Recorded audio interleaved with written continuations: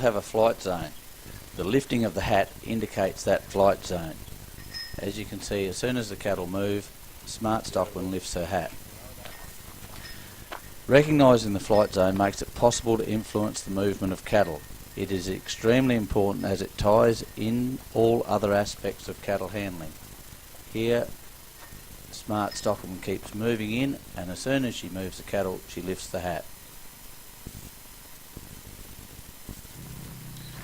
If you don't reach the flight zone, you'll never ever influence cattle to move. Here Doofus certainly hasn't found that spot. He's only a learner, Doofus, and he comes in again and lifts his hat prior to shifting the cattle and pays the price.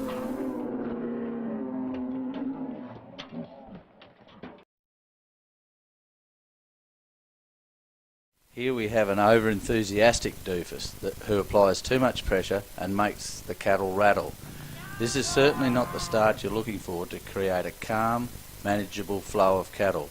The more this occurs, the more cantankerous, awkward, difficult, agitated, aggressive, frustrating and dangerous cattle become. And I can guarantee working like this just makes hard work.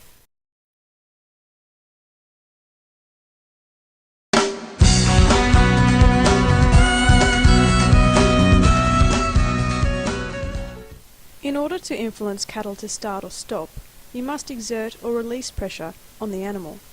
However, this must be done in the right spot to have the desired effect. The right spot is determined by where you are in relation to the animal's eye, your position. If pressure is exerted in front of the animal's eye, the animal will stop or even turn around depending on how much pressure is applied. This is known as the retard section. If pressure is exerted behind the animal's eye, the animal will move forward. This is known as the drive section. If the handler remains in between the drive and retard section and does not apply pressure, they will not influence the beast to move forward or back. This is known as the drift section.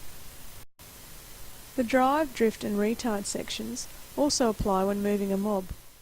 Here's a Smart Stockman moving in on some cattle, which pushes them forward, so she was in the drive section. And then as the cattle move forward, she drifts with them. If they stop, she drives them there and then comes along and drifts with them like that. And then if she keeps coming further forward of the mob or the individual, then she can get into the retard section, which pulls the mob up stationary. Here we have some footage of Smart Stockman coming along with a mob of cattle, and as she comes forward to the retard section of the mob, it's very interesting to see that she starts to affect the tail cattle first, because she gets the retard, and she's gradually stopped the cattle all the way along.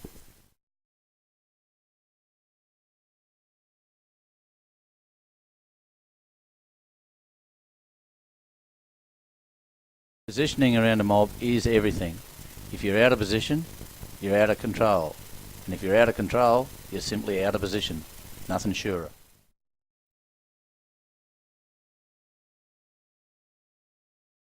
Here we've asked Smart Stockman to give us a demonstration of stepping in behind cattle and have a look what happens. As soon as you step in behind them, they curl around to see where the pressure is, and consequently you set your cattle off in an undesirable direction. This is a common occurrence with most people working livestock. Once again, you're seeing a good demonstration there of cattle curling back to the handler.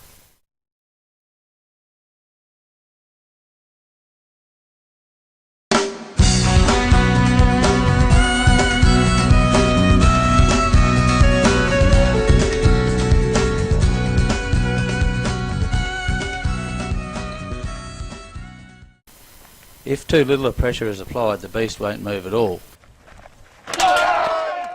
With too much pressure, you might be lucky and scare the cattle through the gateway.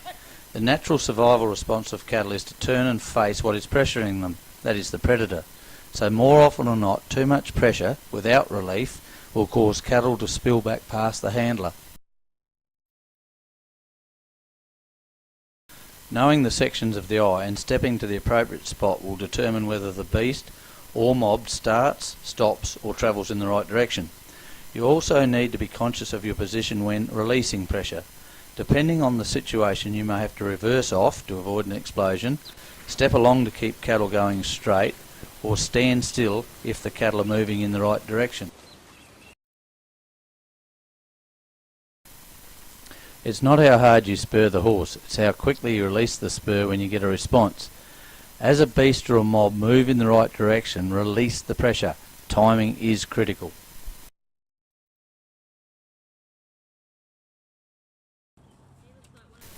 Here he is again, Super Goof Doofus, obviously applying too much pressure and in the wrong spot at the wrong time and not giving any relief.